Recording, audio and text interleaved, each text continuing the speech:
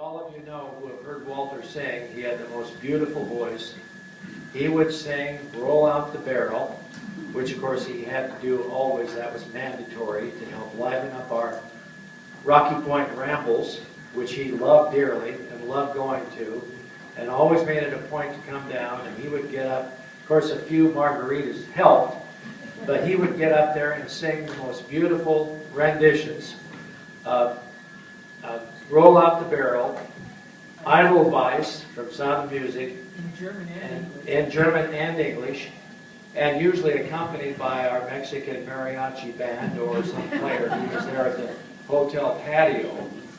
And it was usually in December, so he sang at the end of his performance the most beautiful version of "Silent Night" that I've ever heard, both in English and German. So a little bit about Walter, and I was reminded by Monica today about his early life that he told me one time. He started in Czechoslovakia and left Czechoslovakia during the war.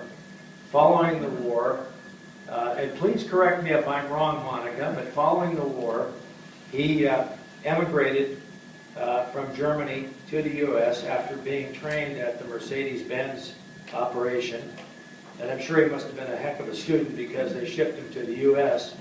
And he said he arrived here with $40 in his pocket and began to work for Mercedes-Benz in the U.S., in Denver. He rose from being a mechanic, roustabout, or whatever you would call him, at the dealership, to becoming a Mercedes-Benz dealer in his own right.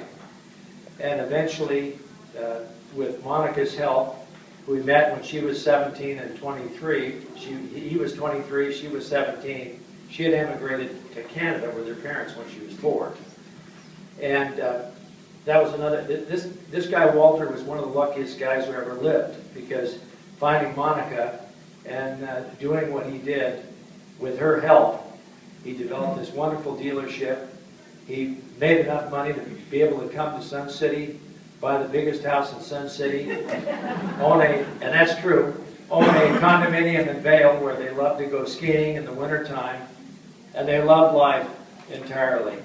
And what made me saddest is when I heard that Walter was sick, and I called Walter, and we talked about the good times, and his wonderful sense of humor continued to come through, even though he was very scared and upset, as I was too.